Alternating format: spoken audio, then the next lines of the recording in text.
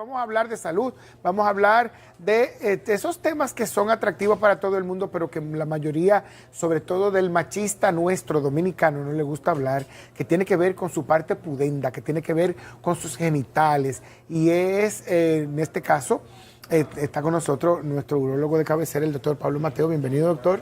Muy buenos días. Primero que todo, agradecer a Dios, pero déjame decirte que tú has hecho una introducción espectacular, porque todo lo que tú mencionaste, no sé, tú dijiste una pencada, algo así, pero... Sí, porque parecería como que estaba haciendo, Tú has dicho algo con evidencia científica, moverse en todo el sentido de la palabra. O sea, yo insisto mucho con mis pacientes lo que es el ejercicio, algo que te divierta, hacer con grupo, como tú mencionaste, el intelecto.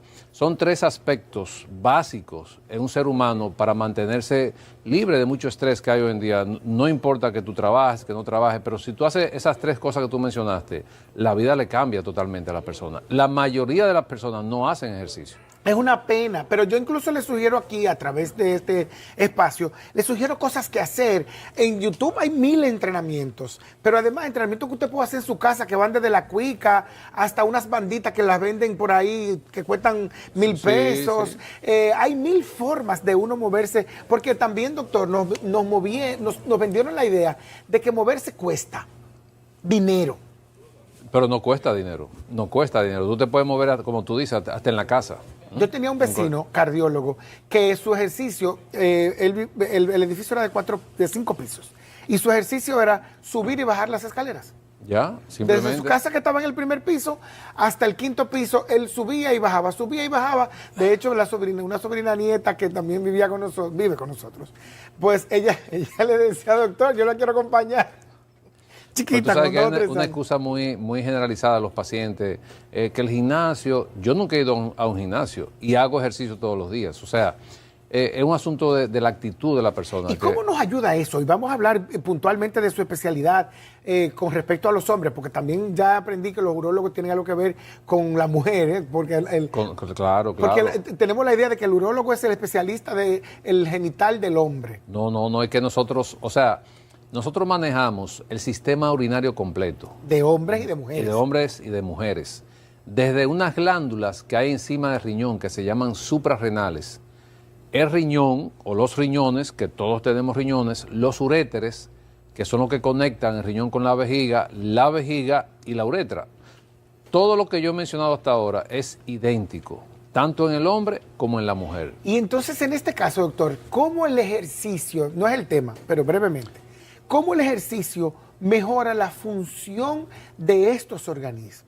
Es que cuando tú haces... órganos. Mira, bueno, por cierto, hoy le comentaba a un paciente que está en sobrepeso, le dije, mire, la mayoría de las enfermedades la producimos nosotros mismos por nuestro comportamiento. Yo mencioné en un programa pasado, por ejemplo, tú te vas a cualquier sector que se supone que no tienen un poder adquisitivo, pero comen más que cualquier otra persona. Sí. Y ahí donde empieza el daño. Comen mucho y no se mueven. Claro. Entonces, en una población por encima de los 40 años de edad, 45, tú coges esa población hasta los 60 años y más del 50 o 60% de la población es diabético, es hipertenso, ya tuvo un problema cardíaco, tuvo un problema cerebral, y todo eso se evita con cambiar los hábitos, con cambiar el estilo de vida. Pero si tú le sumas a eso media hora, 40 minutos de ejercicio diario, eso hace un balance. Y en vez de tú enfermarte a los 45 años, a los 50, te puede enfermar a los 60, a los 65 años. Bueno, doctor, déjeme decirle que yo exhibo con mucho orgullo mis 52 años. O sea, de verdad, con mucho orgullo. Yo soy un hombre básicamente saludable. O sea, con cualquier achaque de lo que pueda tener cualquier persona, cualquier ser humano, pero yo soy un hombre saludable. O sea que, y la verdad que esto que sugiero, yo lo intento. No, yo creo que tú deberías empezar todos los días, empezar con ese tip. Sí. Porque eso yo creo que ayuda a alguien. Lo hago todos los días. De hecho, ayer me encontré me encuentro en el mirador con gente que me dice, hay que moverse. Sí, no. Doctor, hablemos entonces de circuncisión. Circuncisión. Bueno, la circuncisión yo creo que es la cirugía que más se realiza en el mundo, dentro de la urología.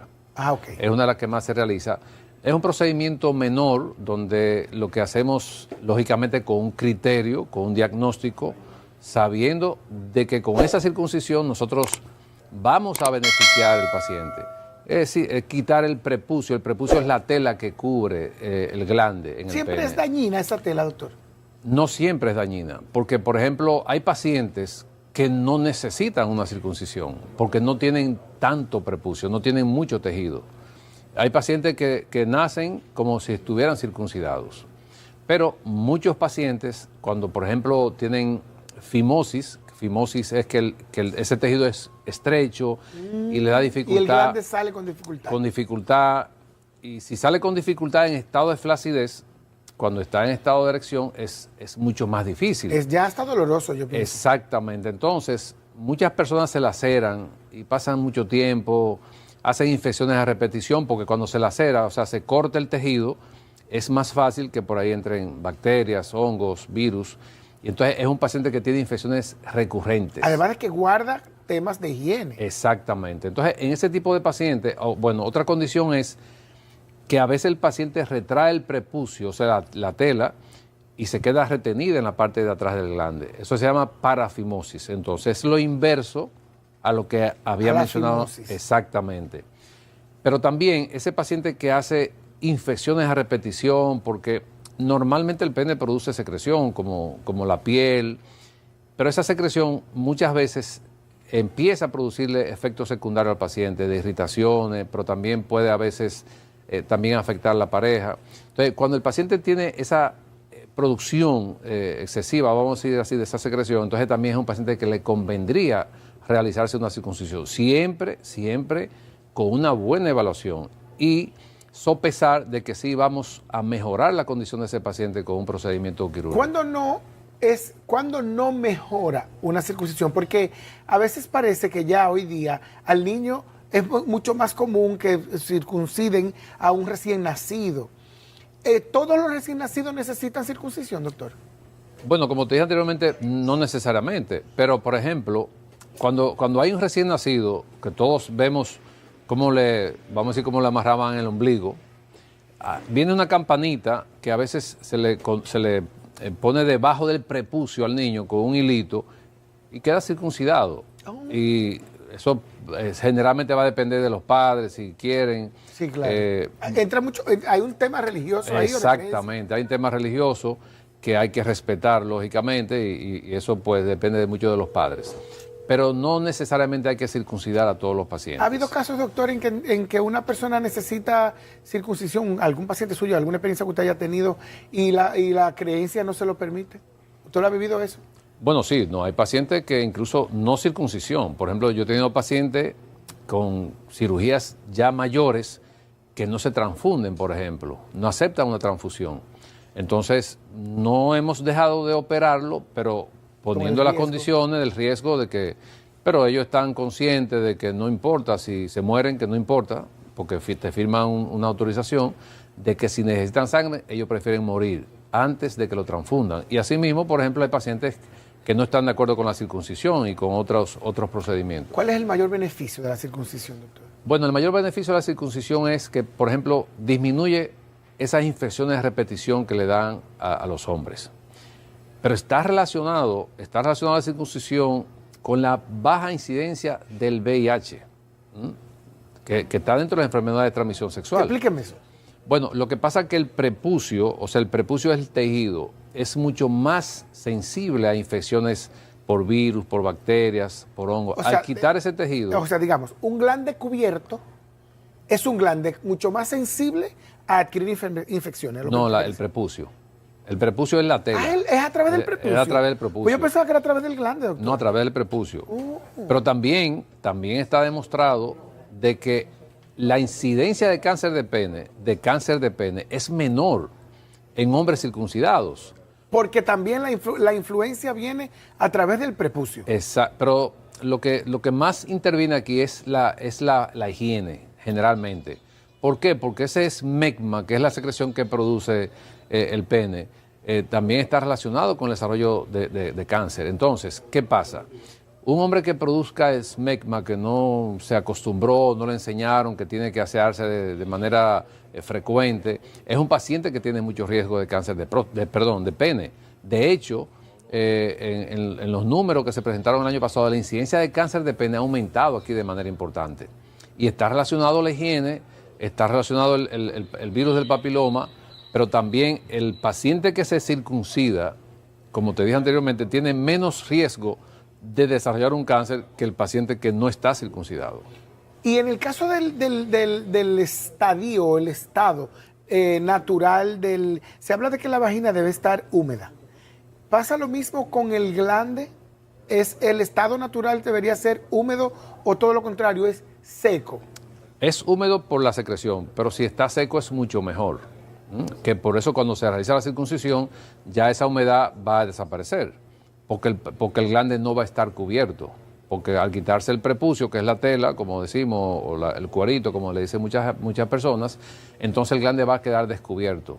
Por ende, no se va a acumular esa esmegma, esa secreción que produce el pene de manera natural. ¿Cuáles riesgos tiene esta cirugía? Porque es una cirugía. Es una cirugía. Mira, es una pregunta interesante, importante, porque normalmente clasificamos la cirugía en cirugías menores y cirugías mayores. Esto es una cirugía menor, no quiere decir que no tenga importancia. Como todas las cirugías, tiene riesgo de infección, tiene riesgo de sangrado, un sangrado después de la cirugía, pero también el paciente puede morirse en una circuncisión. ¿Y por qué, doctor? Porque nos vamos a morir en algún momento. Y puede ser que ese es el momento. Pero, por ejemplo, en una circuncisión, el paciente puede hacer una reacción a la anestesia o puede hacer una reacción al mismo procedimiento per se y fallecer. Perfecto. Y esto hay que hacérselo saber a los familiares. Porque el ser humano no está preparado para morirse. No, claro. La gente no piensa en que se va a morir. Ni quiere. Pero nos vamos a morir de todos hecho, modos. Leí hace un tiempecito sobre miedos naturales y hablaba del miedo a la muerte y miedo a la locura. Por eso... Yo pensaba que era yo nada más que lo tenía. No, por eso hay un estudio que después que las personas pasan de cierta edad, empiezan a tener trastorno del sueño. Una condición es la disminución de la melatonina, pero la otra condición es que las personas saben que están más cerca de morirse. Entonces, cuando tú tienes... El inconsciente lo sabe. Claro, cuando tú llegas a cierta edad, 65, 70 años, 73 años, que es el promedio de vida de nosotros, no es que usted se va a morir, pero lo que le queda es menos tiempo. Entonces, indefectiblemente, todo el mundo piensa en eso. Ahora, depende cómo tú puedas cultivar tu cerebro y prepararte. Sí. Por ejemplo, te lo digo, y yo no le tengo miedo a la muerte. Yo soy una persona que me acuesto preparado para morirme, si Dios me manda a buscar en ese momento, y me levanto también en lo mismo. Entonces, ¿qué pasa? Volviendo al tema de los procedimientos, en cualquier procedimiento, una persona puede morirse, y no necesariamente tiene que ser que haya habido una mala práctica ni nada de eso. Bueno, brevemente, ¿quiénes deben circuncidarse? Ahora mismo, de la gente que nos está escuchando, ¿quiénes, de los hombres específicamente, porque esto sí es una condición o una situación que tiene que ver con la condición de ser hombre, ¿quiénes deben circuncidarse? Bueno, mira, ¿quiénes deben circuncidarse? Bueno, ese paciente que tiene dificultad para retraer el prepucio hacia atrás. Ese paciente que le molesta porque cuando se retrae el prepucio tiene un olor desagradable, no necesariamente tiene dificultad, pero esa acumulación de esmegma, de esa sustancia, produce un olor desagradable. Ese paciente muchas veces va, yo me quiero circuncidar por higiene. ¿Por qué? Porque le molesta y lógicamente molesta. Ese paciente que retrae el prepucio y no puede luego volver a cubrir el glande. Con facilidad. Exacto. Ese paciente que tiene infecciones a repetición de la telita, como llamamos, que es el prepucio, también es un paciente que debe circuncidarse. Perfecto. O sea, gracias, doctor Pablo Mateo, por traernos estas informaciones tan útiles en una sociedad en la que el hombre no quiere hablar de esos temas, en la que precisamente por eso se agrava, quitar los contactos del doctor, porque no lo conversa y entonces esto hace que la situación empeore. Doctor Pablo Mateo, urólogo, está en MedicalNet y está también en el Centro Médico Real para cualquier consulta del sistema urinario, sea hombre o mujer, o específicamente del aparato reproductivo y de placer masculino en el caso de los hombres.